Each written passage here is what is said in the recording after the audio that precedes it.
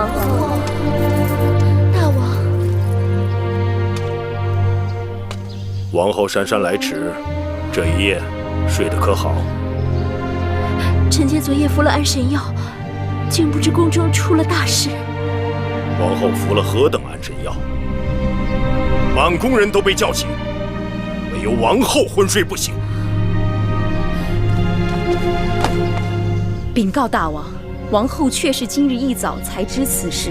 今日公子当患病，王后照顾公子一直不曾睡好，所以奴婢才给王后服了9息安神丸。奴婢揣度着，从阵痛到孩儿落地，总不至于立时3刻的，所以就没敢叫醒王后。是奴婢有罪，望大王不要责怪王后才是。芈月腹痛早产，指派给芈月的女医也失踪了。就算王后昏睡不醒，满宫人也都昏睡不醒吗？大王曾经说过，指派臣妾照顾芈八子。芈八子虽然没有住进长宁殿，但臣妾对芈八子仍有义务。臣妾失职，臣妾也难逃疏忽之咎，望大王恕罪。芈八子的侍女叫嚷的满宫都听见了，臣妾本有心过问，可是听说芈八子派给王后报信的姑姑被关押起来了，臣妾也就没敢再过问了。王后，啊，这又是怎么回事？那魁姑出言不逊，吵闹纠缠，奴婢怕她惊醒了王后，所以就私自做主，暂时叫人绑了她。这么说，寡人的后宫不是由王后来执掌，倒是叫一个贱奴来执掌。大王，把这贱奴叫永相先打20棍杖，待寡人理清了缘由，再做打算。大王，启禀大王，芈月怎样？芈八子情况只怕不好。芈八子属于热伤冲任，破血妄行，胎动不安，又因胎儿位置不正，对于即将临产的芈八子来说，凶多吉少。你说什么？凶多吉少？前几日，臣发现芈八子脉象有些异常，就专门用了续断、桑寄生、菟丝子、白术、黄芪等几味药，又对照顾芈月的爱姑姑打了招呼，让她细心照料，但是竟然毫无作用。待微臣问过爱姑姑，或许能略知一二。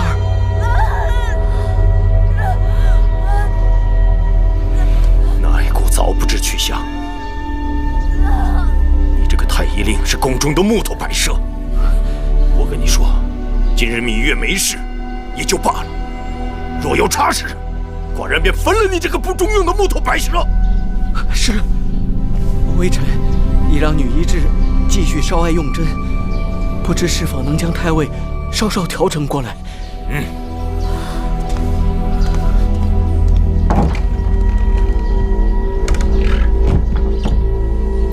把这个贱奴拖下去。大王，戴毛姑姑年事已高，做了糊涂事，是臣妾疏于管教，求大王宽恕姑姑，责罚臣妾吧。王后此刻才来引咎自责，是否太晚了？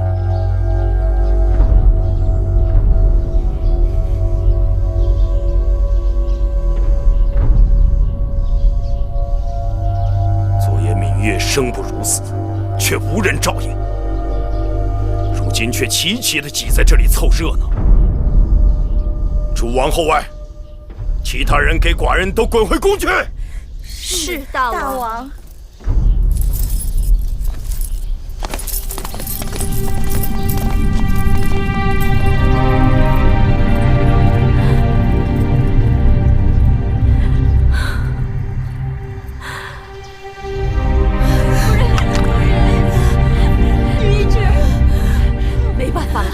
眼下要想把孩子生下来，只能靠他自己了。八子，醒醒，再努把劲儿！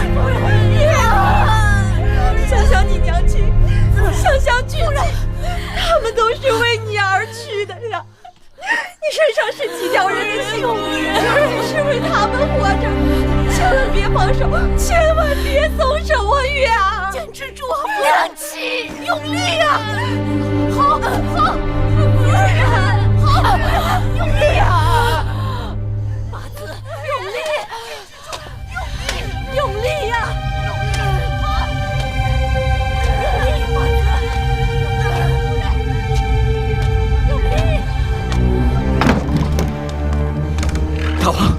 大王，怎么样？孩子胎位不正，臣用尽毕生所学，保一人性命还是可能的。请示大王，是保孩子，还是保母亲？当然要保。保母亲。自然是保母亲。是。你听见了吗？夫人，大王说要保住你，保住孩子的母亲。八字，不要管我，保孩子，保孩子。夫人，你使劲啊，坚持住啊！快拿些鹿茸和人参来，让八字含上。月儿，事情能生，就看他的命了。使劲，给那个水拿来。月儿，拿水去。快拿水！快点去拿水！坚持住！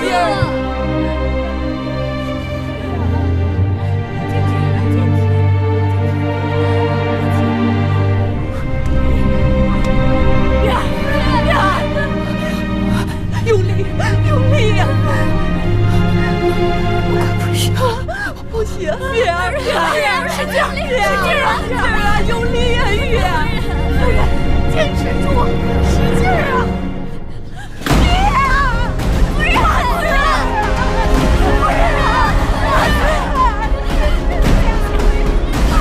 让李八子再撑一把力气，告诉女一志，他百会穴，快，一定要快！哎，大王，万万不可！你是金贵之躯，入产房将有血光之灾的。是的，如今快人管不了那么多了。大王，太晚就来不及了！大王，不能去啊！滚开！给我滚开！全都给我滚开！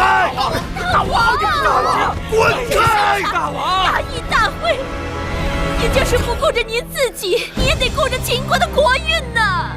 大王！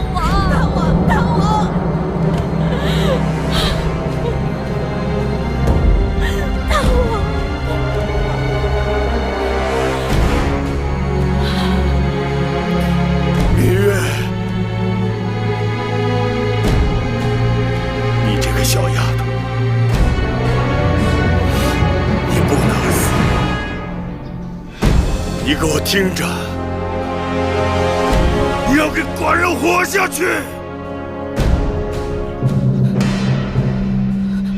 寡人还要你去承明殿，为寡人整理书简。寡人还要你陪寡人看着大秦一统天下。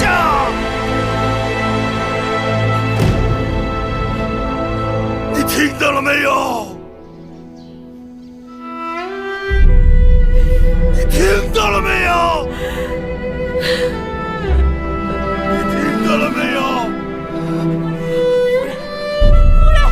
醒了，月儿，醒了！八字，使劲儿！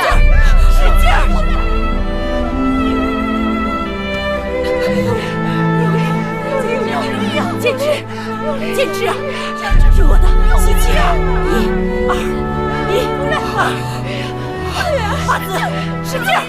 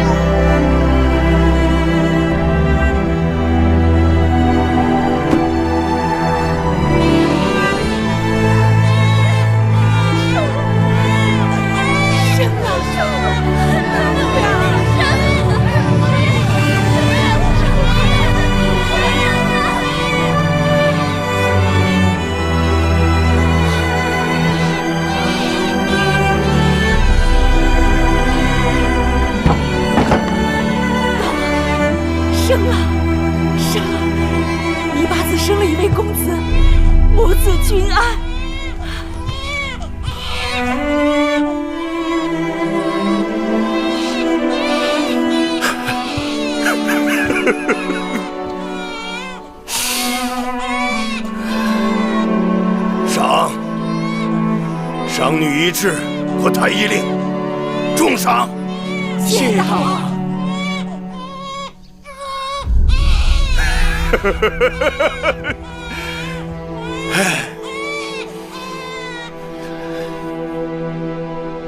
每日八子服用的药汤，那药渣必定是要留下来的，这是太医院的规矩，以防万一有什么差池也好核对。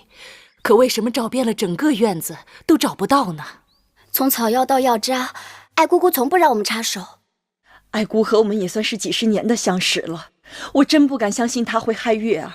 雉姑姑，雉姑姑，雉姑姑，你快看，这是不是药渣？没错，在哪儿找到的？在柴房的柴堆下面。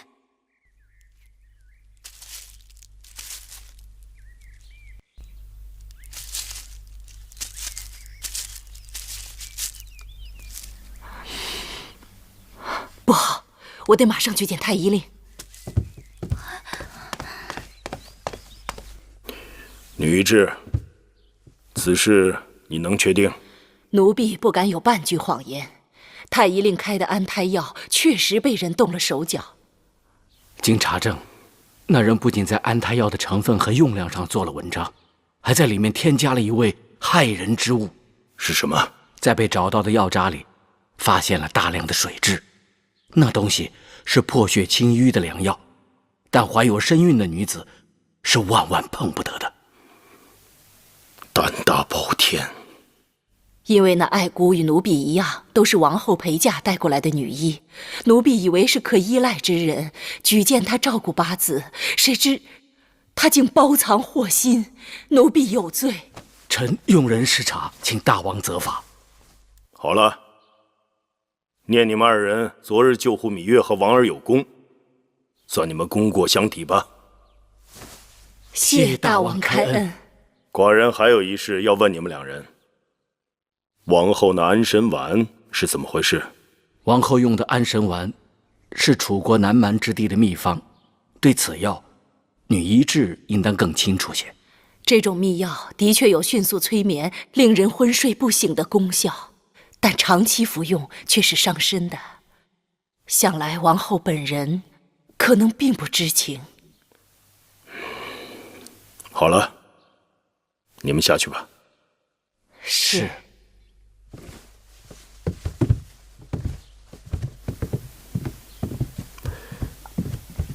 你以为如何？大王不必问老奴，依老奴看，大王心中早已有数。戴瑁是王后心腹之人，那爱姑又是被戴瑁指使。寡人宁可相信王后并没有害人之心。王后若被蒙在鼓里，那安神丸定是戴瑁为了自己主子开脱的手段。大王说的甚是。可惜那爱姑还没有抓到。大王尽管放心，既然已经全城通缉，他跑不到哪儿去的。不管怎样，凶犯是王后的人，王后仍有失察之过。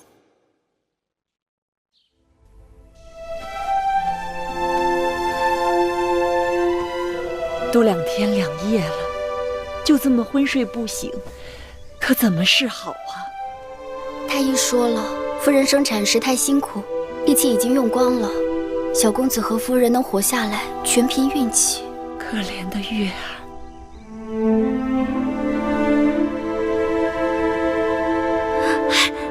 夫人醒了，夫人醒了。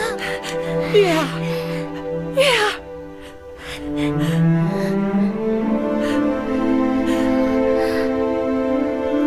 孩子，快让奶娘把小公子抱来。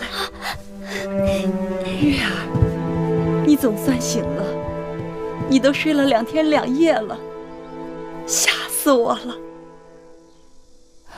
大王，大王每日都来，还有王后，其他嫔妃啊，也不时派人过来打探，还送来了礼物。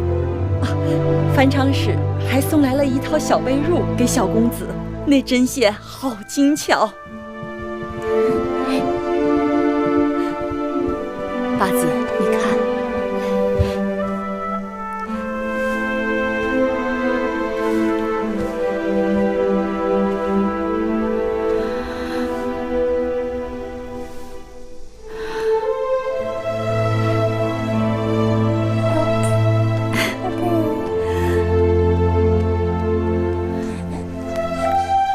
是男孩。是啊，男孩。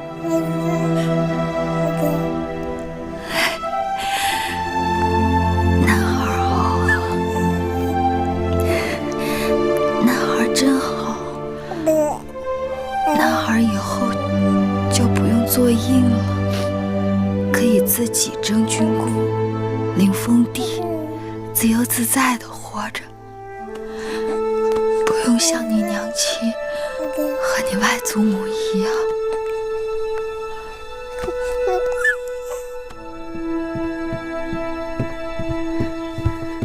王后，听说爱姑姑被抓了，关进了永巷，还没用刑就什么都招了。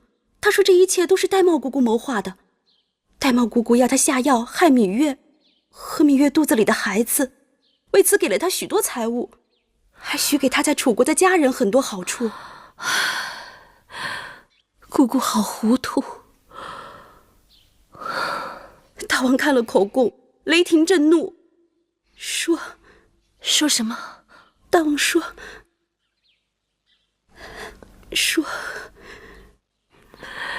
你说吧，我受得住。大王说，玳瑁姑姑恶疾祸淫，所以要被枭首示众。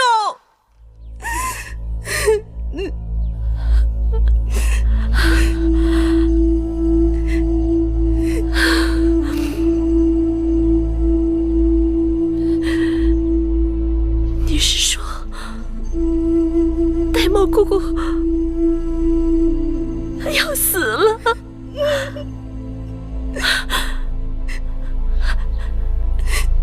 她的头要被挂在宫墙上。是。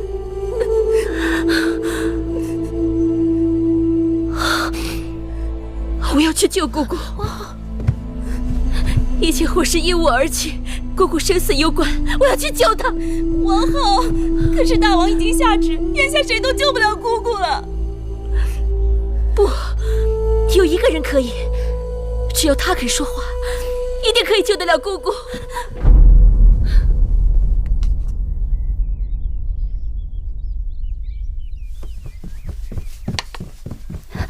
八子，王后来了。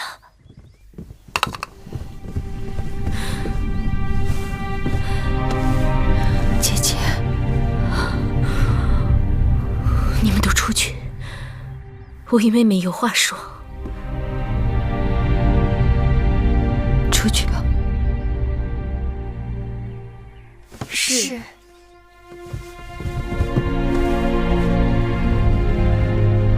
姐姐，坐下说话。妹妹，姐姐，你这是做什么？玳瑁姑姑以身试法，的确该罚该杀，但她自幼照料姐姐，与姐姐情同母女，姐姐不忍看她身首异处。只要妹妹求大王开恩，留玳瑁姑姑一条性命，妹妹要什么姐姐都答应你。姐姐起来说话。不，除非妹妹答应替玳瑁姑姑向大王求情。姐姐糊涂。姐姐待月儿恩重如山，妹妹从小受姐姐庇护恩惠，若有所求，月儿无不答应。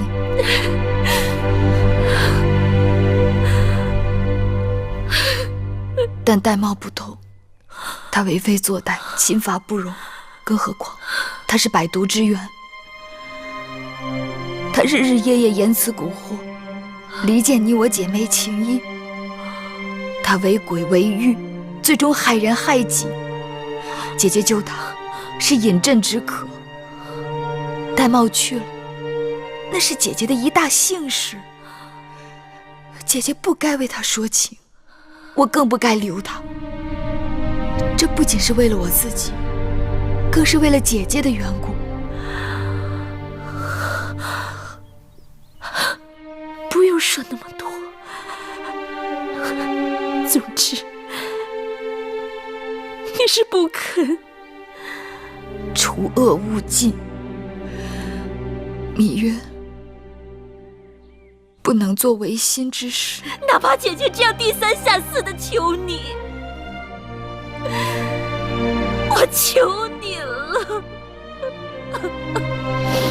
姐姐是明理之人，玳瑁罪孽深重，天地不容。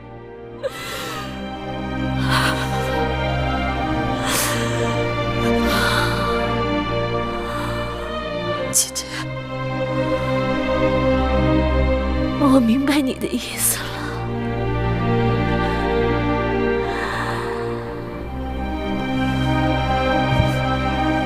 姐姐，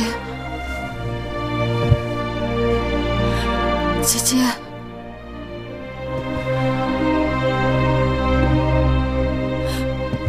姐姐，姐姐。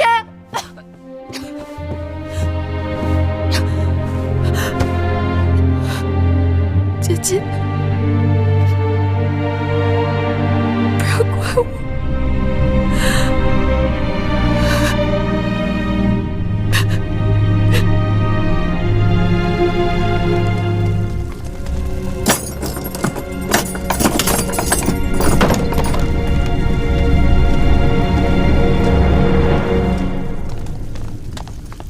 王后这边。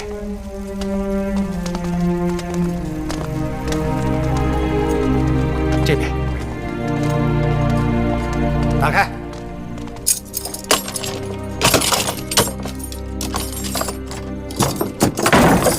就是这件。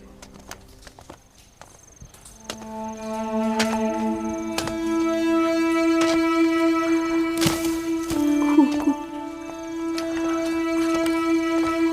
珍珠、珊瑚，你们两个死丫头，怎可把王后带到这种地方来？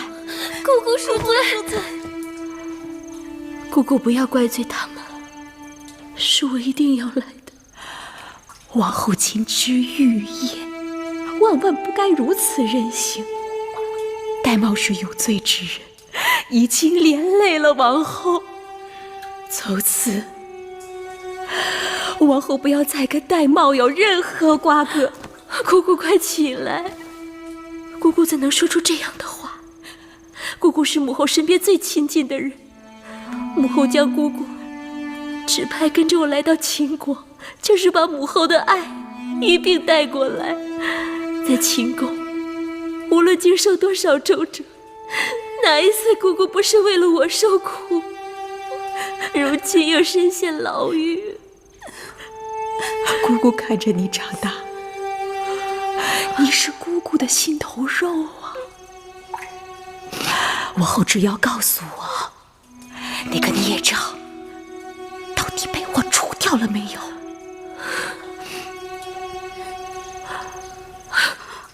姑姑不要说了，姑姑落此地步，为的就是这一个念想。你快告诉我。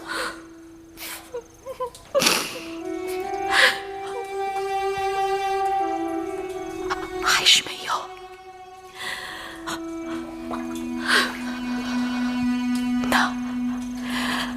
那孽障的孩子呢？至少那孩子被除掉了吧？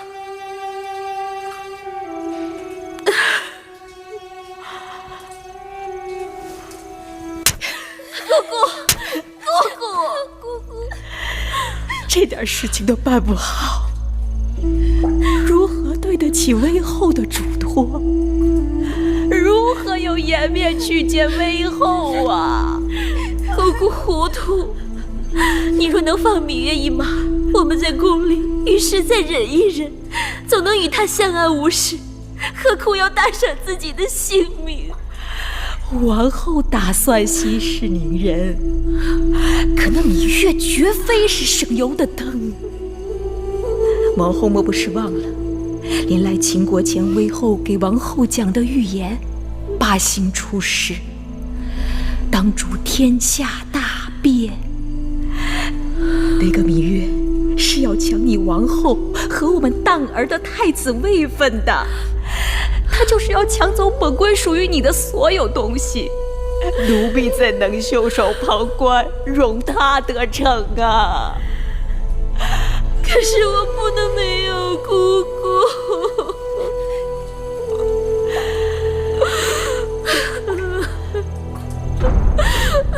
王后自小宅心仁厚，姑姑给你做什么都值得的。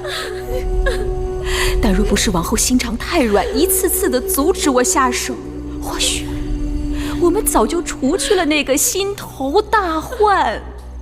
不怕王后怪罪，就是怕你从中作梗。姑姑这次才狠心给你服了安神丸。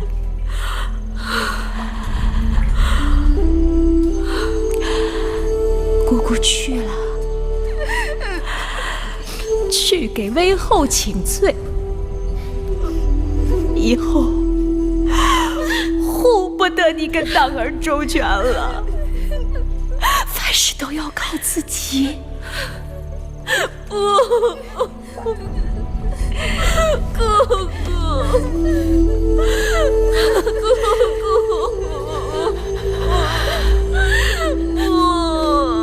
王后不哭，姑姑没有亲人，上路前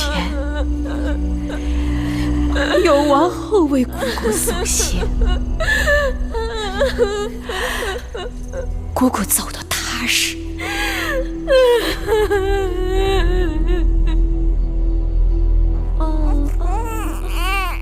你失血过度，那红枣精米是要天天喝的，补血养颜，薏仁米也是很好的。多谢姐姐们挂念。八子，大王来了。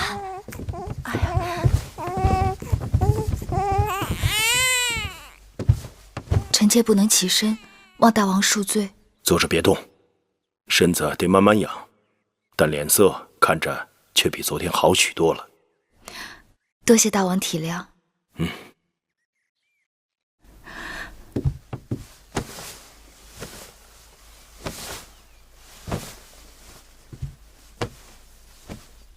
这孩儿懂事，很少哭闹。今日他还对臣妾笑了呢。他知道来到这个世间有多不易，这孩子也是命大。大王，给孩儿赐个名字吧。就叫继儿吧，蜀冀同路，河马书脉，五谷丰登，乃令国家兴旺。继儿，继儿，臣妾喜欢这个名字。好，多谢大王。恭喜八子。大王起的名字确实很好。蜀冀同路，五谷丰登，听起来很平凡，实际上寓意很深啊。祭者，社稷也，在朕在肃，实为后稷。荡之名是为了纪念商王成汤，祭之名是为了纪念周王始祖后稷。大王起名字从来都是深思熟虑，看来大王对这两个儿子都寄予了厚望啊。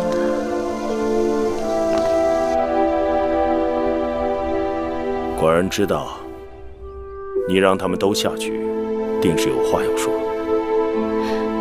芈月要求大王开恩。你是在为谁求情？芈月知道这次自己和继儿凶险异常，但请大王不要将此事迁怒于王后。凶犯是王后身边人，王后必须要有所担当。再说，这安神丸来得有点蹊跷。玳瑁是罪有应得，但此事连累了王后，芈月却要为姐姐抱不平。王后一向心慈手软，服用那安神丸也是玳瑁故意所为之。明明是受害之人，却要受大王的责罚，姐姐心里必定会觉得委屈得很。你一点儿都不觉得王后跟此事有关系？芈月知道姐姐的为人。好吧，既然你为王后开脱，寡人自然要给你这个面子。不是芈月面子大，而是因为大王是明君，多谢大王。小丫头，你也学会了阿谀奉承了。姑姑的头还在城墙上挂着。是，大王此次也太过分了，为了一个芈月，连王后的面子也不给，大胆！这话也是你这身份的人说的。王后恕罪。大王这么做，不是为了我，也不是为了芈月，是为了整个后宫。大王是要以成世界，但姑姑却是为我死的。那城墙上挂着，也是我的头。王后，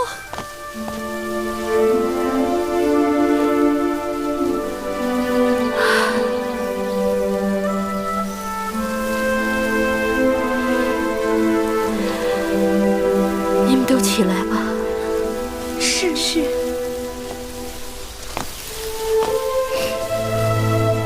听说大王给芈月的孩儿起了个名字。是，给那孩子取名叫季。听大王说，蜀冀同路，荷麻疏脉，五谷丰登，乃令国家兴旺。是啊，五谷丰登是个好名字，好寓意。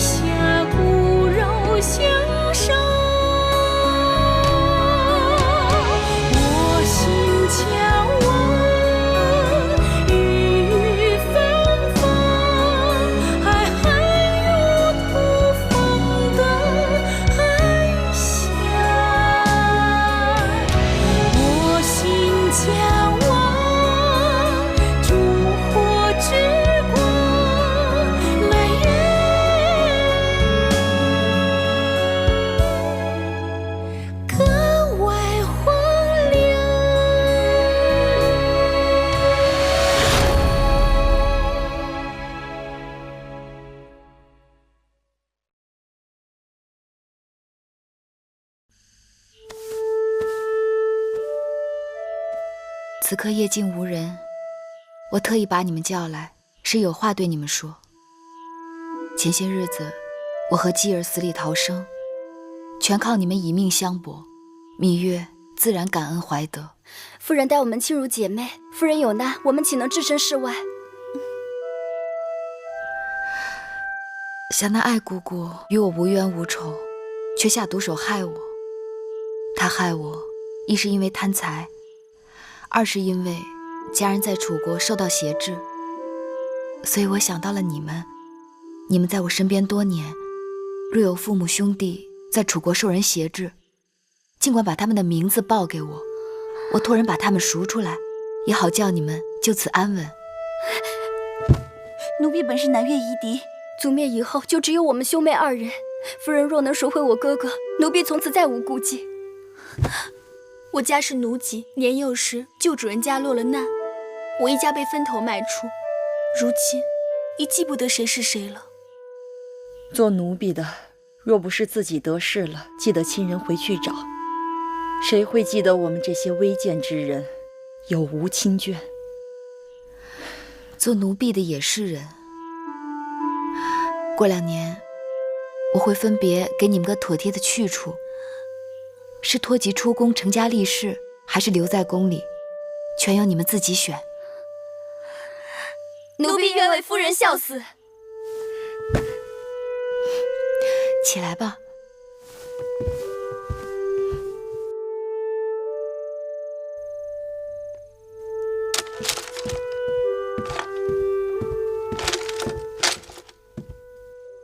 大王，王后来了。让她进来吧。是。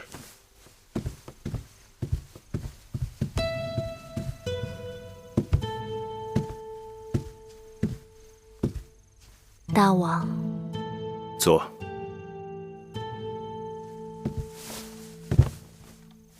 王后很久没有来承明殿了。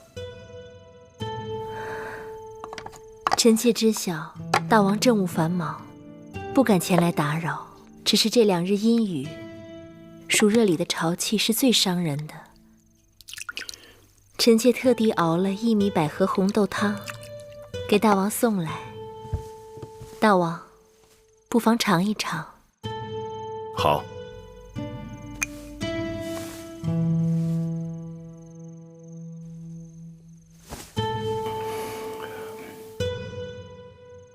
汤不错。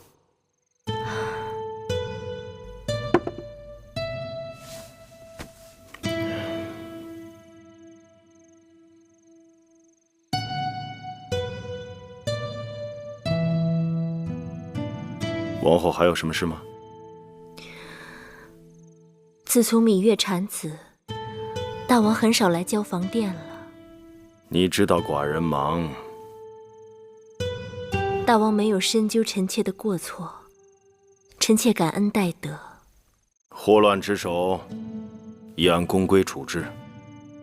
但愿后宫从此不再多事。臣妾明白。你明白就好了。还有一事，臣妾要向大王禀报。说。景氏有身孕了。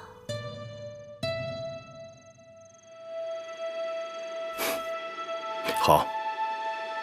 景氏是你的应试，你替寡人好好照顾她。那是臣妾分内之事。只是芈月为大王产下公子，按照宫中常例，大王是不是该尽一下他的位分？芈月这个孩子来的实在不容易，给他提位分也是应当的。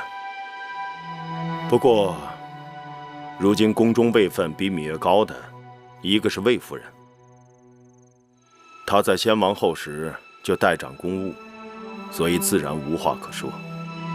另一个就是唐夫人，也是寡人为太子时就在身边服侍的老人，名正言顺。再有的就是魏良人，他是周天子做媒的宗室陪嫁之应，也是应有之分。其余的无论有无儿女，位分都在芈月之下。此事暂且缓缓吧，免得后宫非议。说寡人过于偏宠他。大王想得周全，那就先缓缓吧。臣妾想，等那景氏生产后，让她与景氏一同提位分，这样他人也不好说什么了。就照王后说的办吧。是。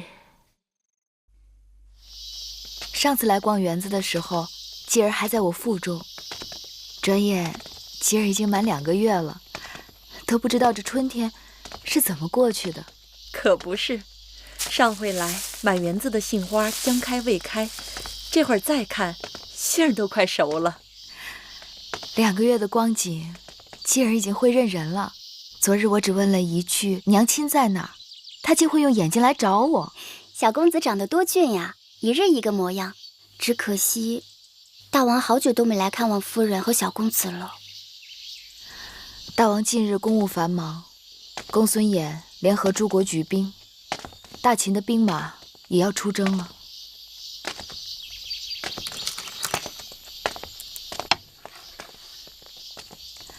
魏姐姐，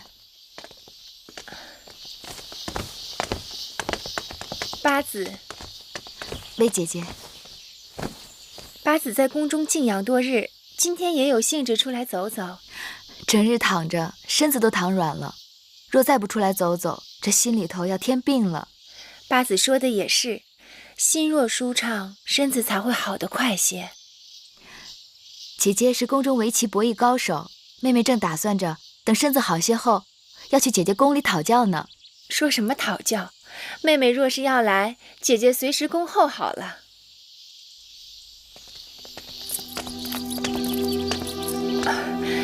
妹妹可别怪罪，姐姐突然想起宫中还有些事情未了，得立时赶回去了。改日再与妹妹闲聊。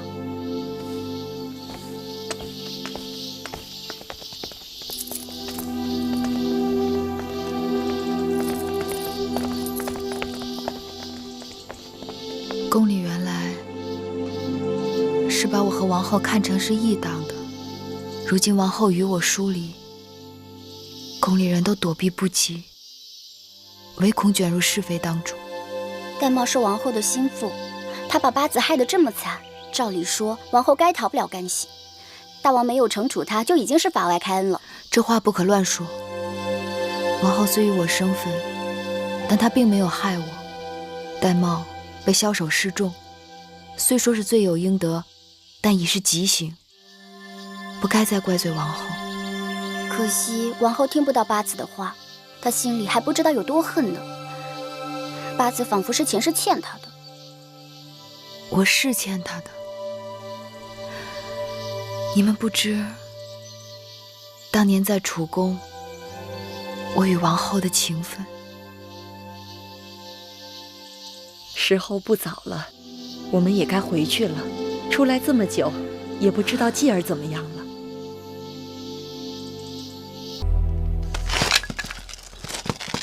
你去给我捡回来。哦。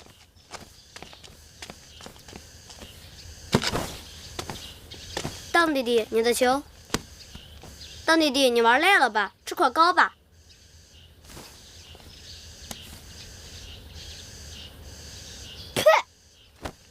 什么破糕，这么难吃，我才不吃呢！当儿，母后，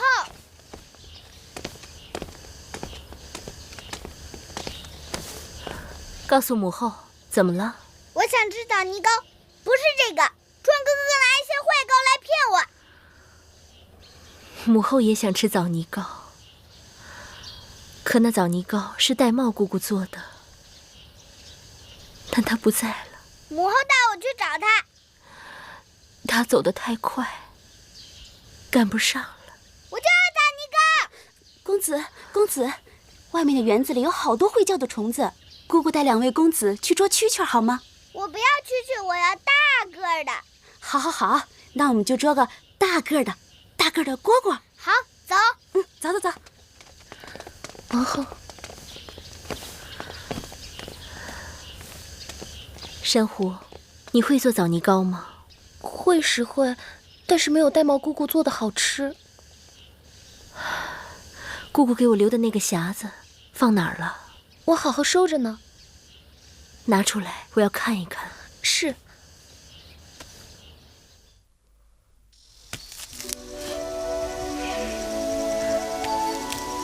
这么毒的日头，不让你出来，你偏要出来。我这阵子好多了，能吃也能动了。再说，要不是姑姑提起来，说这园子里的紫苏长得正茂盛，我还想不起来这事儿呢。以你如今的身份，做事情哪用得着你亲自动手？何况生完继儿这才多长时间？人家坐月子也就1个月，你们算算，把我关在宫里多久了？女医治说了，你的身子要经过4季才能调养得过来呢。春夏秋冬要1年？是这话。八子有理了，让姐姐笑话了。姐姐没有笑话妹妹，只是觉得妹妹爽直，竟也不知道心疼自己。芈月自小也惯了，由着性子做事，身上从没有一处不妥的。将我关起来，什么病都来了。出来走走也就罢了，怎么还弄得一手泥污？姐姐不知，这是消暑神仙草，是宝贝呢。哦，这野草如何个宝贝法？这草叫紫苏。以前在楚宫，每年大暑前后，葵姑姑就会带着我在园子里采集紫苏的嫩叶，或鲜食，或做汤，既可口又开胃。真的啊？这东西竟这么好，那妹妹可是帮了我大忙了啊！妹妹不知，通儿那孩子自幼体弱多病，到了夏日又特别不肯吃东西。这紫苏竟这般好，我也采些回去，照着妹妹的法子做起来。来，你也帮我一起。是。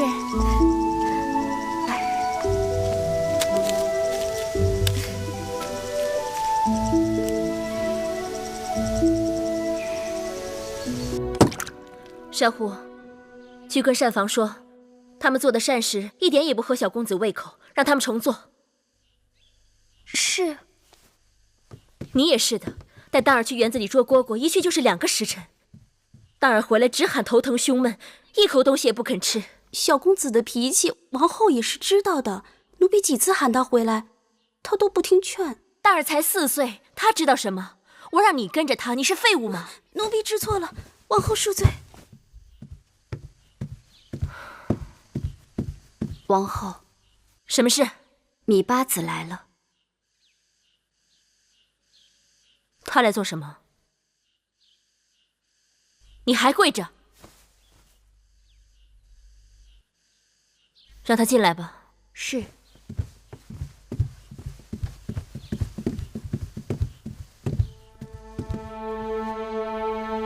王后，妹妹身子还没好利落，不必多礼，快起来吧。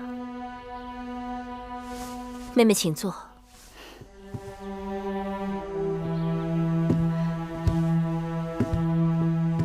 哎呀，姐姐还没有用膳吗？哦，这几日天太热，一看到膳食就没有胃口。今日连当儿也不好好吃饭，这不，我在跟身边的人生气。跟他们生气有什么用？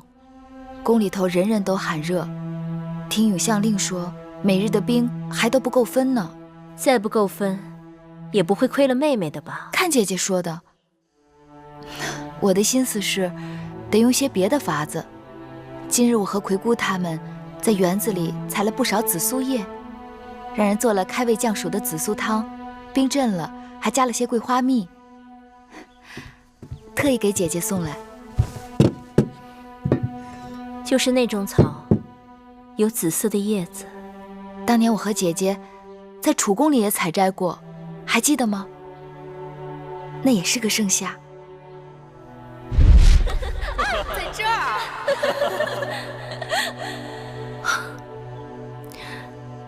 妹妹真是劳碌命，这些事情哪用自己亲自动手？你跟姐姐提，我即刻叫下面的人去做。我也是举手之劳，姐姐和当儿若喜欢，我明日还叫人送来。妹妹盛情难却，我只好坐享其成了。多谢妹妹。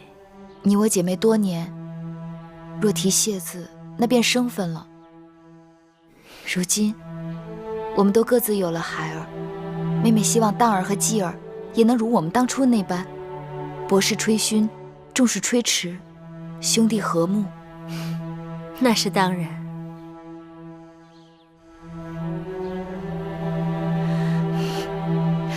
那妹妹，先不打扰姐姐了，慢走。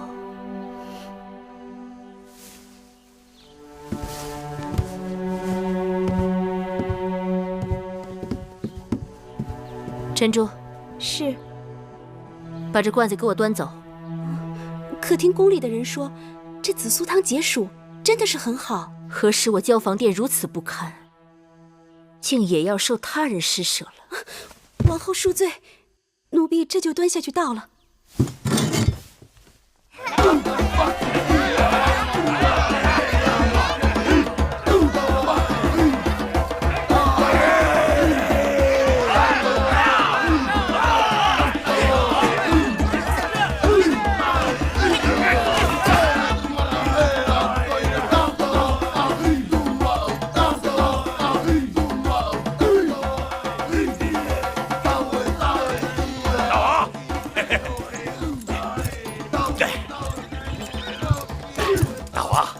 福气啊！东陆公主可是草原上最漂亮的女人了。嘿嘿嘿。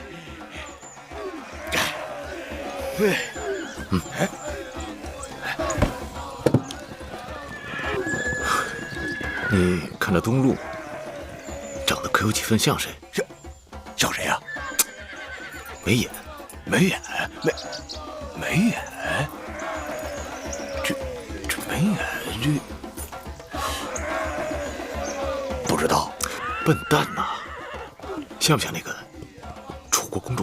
大王，你还想那丫头呢？哎呀！我知道，她早就成了秦王的宠妃了。哎，秦王眼光不错。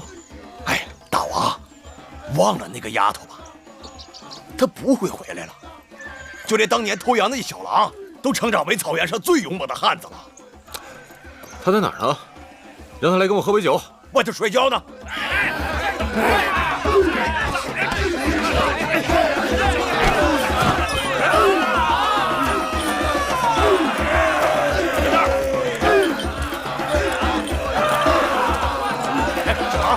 藏在这儿了。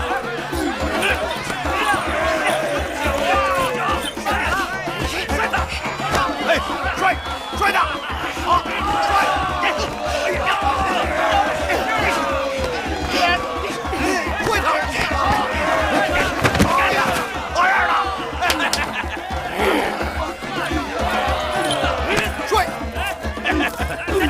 可以啊，有两下。那些人是干嘛的？啊，他们是魏国来的，给大王贺喜的。哦，还给您准备了礼品呢。拽他！好样的！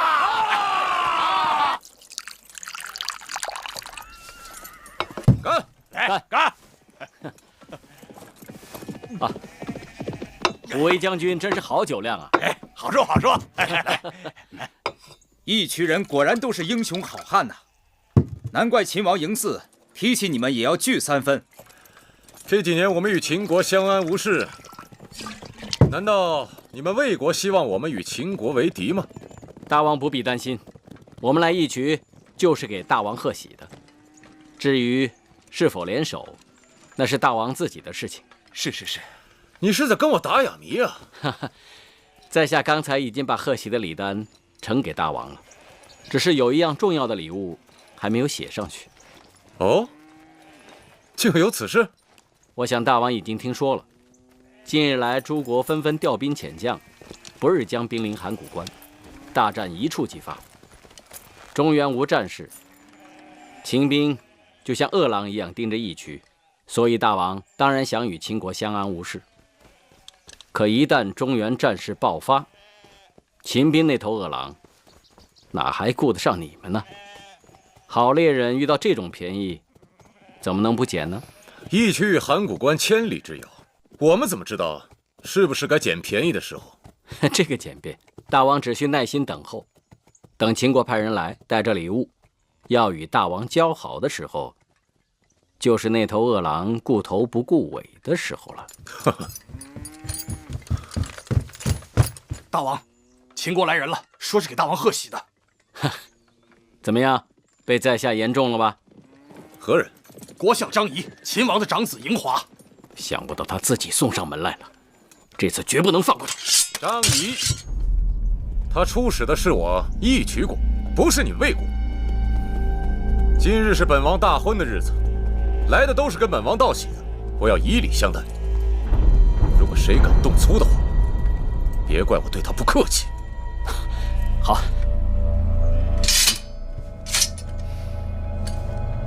去，请秦国的客人进来。是。秦国张仪嬴华见过义渠王。免礼。这几位是？啊，那是魏国的使者来给大王道喜的。一路之上，喜鹊登之，霞飞满天，大王大喜啊！秦王特派我等备厚礼前来道贺。张国相和公子华千里迢迢来到我义渠，不管送什么，我义渠人都领情。父王命我们送来锦缎1000匹，美女100人，粮食200车，另有金银珠宝首饰等物。这是礼单，请收下。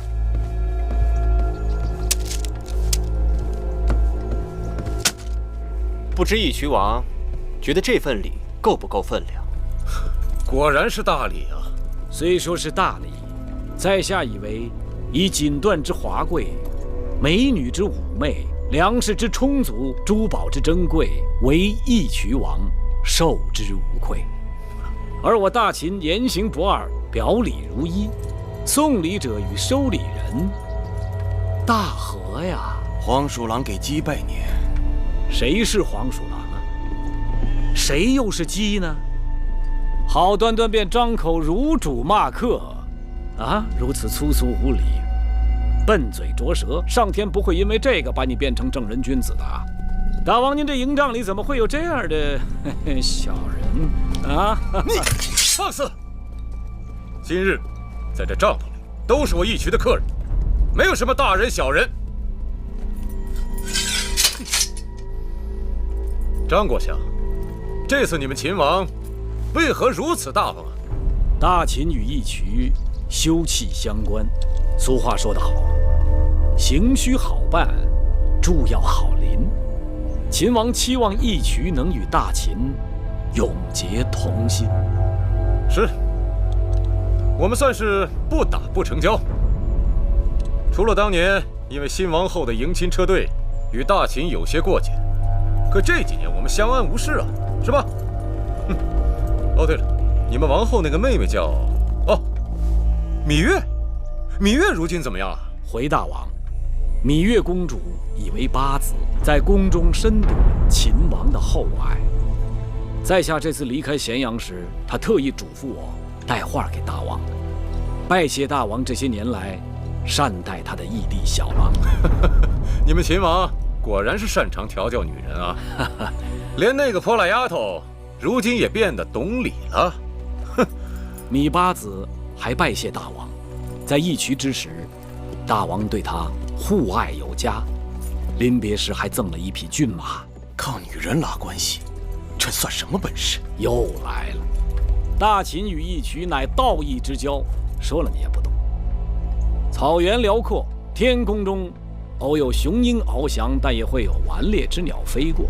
张仪听说这几日草原上来了些奸诈小人，搬弄是非，妄图离间义渠与大秦之间的兄弟情分。对待这样的人，大王您得多提防啊！张仪，你以为你算个什么东西？竟敢在义渠王面前摇唇鼓舌！你可知道，公孙先生已经手握5国相印，调兵遣将，易如反掌，灭你大秦如囊中取物。只要先生跺跺脚，你张仪的荣华富贵就会灰飞烟灭，秦王的江山顷刻间就会化为乌有。是吗？要是这样的话，怎么不让公孙衍在家里跺跺脚就完了？你跑这么远来干嘛？我张仪不用费一兵一卒，就能轻易化解他公孙衍的合纵之计谋。公孙衍还真将这5国相印视为珍宝，把你们当叫花子打发到各处去乞讨，不敌我张仪的一根舌头，劝他知难而退吧，早早的投降大秦，免得在诸国面前自取其辱。张仪，你这老奸巨猾、形如虎鼠的家伙，今日你的死期到了，还不给我拿下！快！拿下！住手！这里是我义渠，谁敢动手，换个地方！张仪，你作恶多端，你躲得过初一，躲不过15。回去告诉公孙先生，不要不自量力了。已经是丧家之犬，还到处乱窜乱咬，夸夸其谈。记住，不管是初一还是15，他都不是我张仪的对手。哼哼，有你张仪哭告无门的一日，咱们走着瞧。义渠王，告辞，告辞。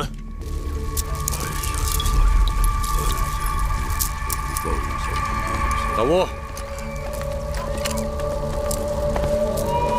秦国的使者张仪跟魏国的使臣他们都来了，还给咱们带来了不少礼物。你算算，我们应该如何应答？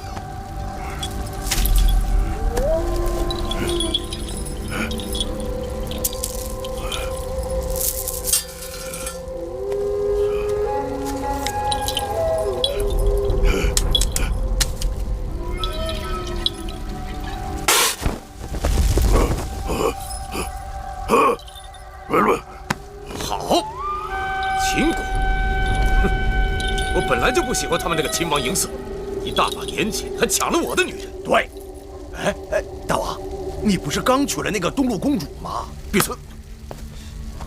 你知道我想娶的女人是谁？哦，对。老吴，还有一事，你得帮我算算。既然5国决定联手对付秦国，那我义渠从旁策应，如果能够获胜，能不能一举拿下咸阳？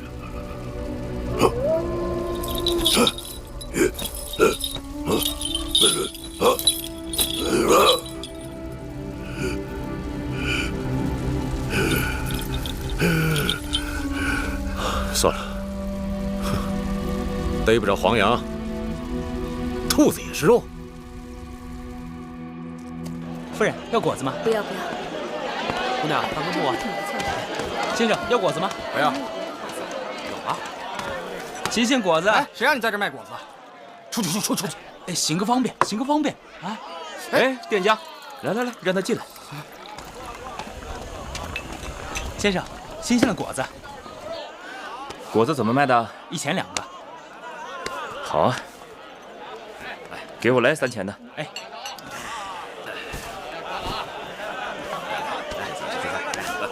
先生好眼光啊！这果子新鲜多汁。公孙先生口信催问那桩生意如何了？让先生放心，在下一定会办得妥妥帖帖。哎，谢谢先生，您慢用。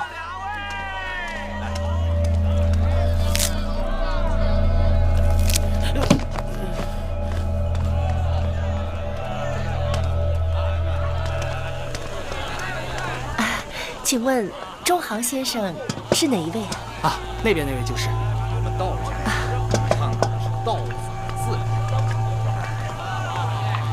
跟你们儒家的中行先生。不一样。夫人是？先生，我叔父令尹朝阳有书信一封，托我交给先生。我叔父朝阳说，中行先生在秦国人脉广，财力大。若我有什么需求，先生定会帮忙。言之则死啊！夫人请坐。不像你们儒家，死吧！死守之中。我们呢，是因循势而变。夫人，你叔父说你在宫中既无地位，又受人欺辱，那你想要我为你做点什么呢？我想要他们。你想让他们一个个都离奇死去，你取而代之？真的？中行先生，你能做到？夫人好大的胃口啊！既然是谈生意，随便说说倒是可以，真要做，那夫人只能另请高明了。其实我也知道，在宫中我的位分最低，就算是死了王后，还有夫人；就算是死了夫人，还有良人、美人、八子，哪能轮得上我呀？那你要如何呢？我想让他们都变成疯狗，你咬我，我咬你，我在旁边看着痛快。这倒也不难，但需要机会，说不定这机会很快就会来了。真的？中行先生，您快告诉我，到底是什么样的机会？夫人莫急，你先留心着，听我的招呼吧。啊？好。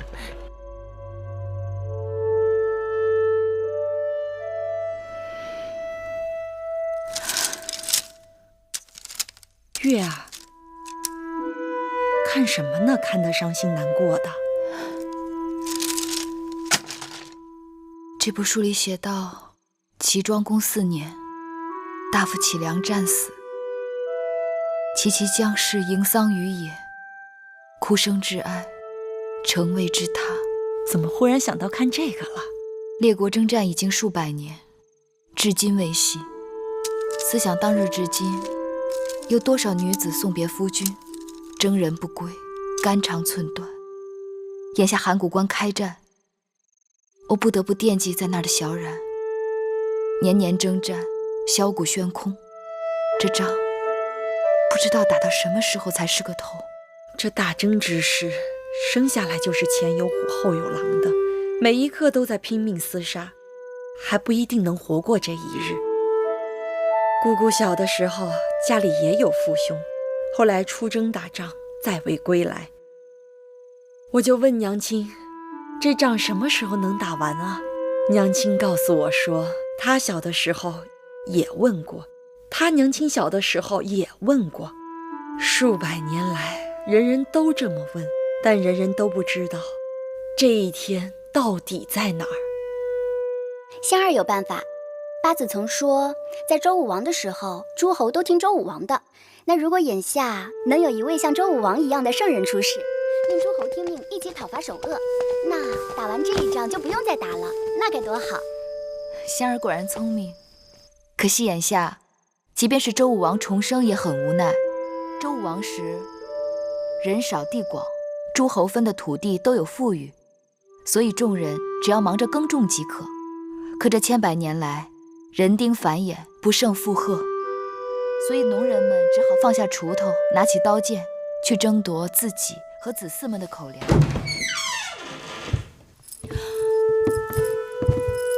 芈月好见见。大王，免礼。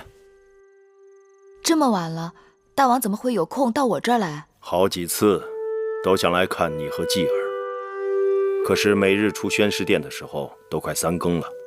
大战前征兵派粮，定制武器，还要与那些风尘们讨价还价。今日还算早的。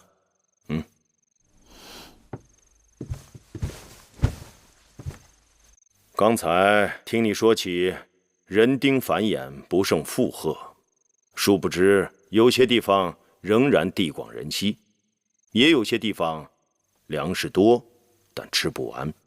假如大家坐在一起，自己商量着调配，就不用兵刃相见了。大王说得对，若诸国君王都能像大王这样，以绝大权威，依人口和贡献重新划分诸国土地，便可以富国强民，减少争端。只可惜，愿意这么做的人寥寥可数，就只好由寡人和寡人的子孙来替世人做这件事了。今日寡人到你这里来，是想把木心给你留下。这孩子忠诚伶俐，有什么事让他跑个腿儿也方便。多谢大王。上次继儿出生时闹的风波，让寡人至今想起来心有余悸。有木心在，至少可以让寡人释怀一点。木心，在，大王。寡人就把你交给八子了，你要好好伺候。是。寡人今日听到一个消息，跟你们楚国有关。啊？说是你们楚国的宝贝，如今到了我们秦国咸阳。宝贝？什么宝贝？和氏璧。真的吗？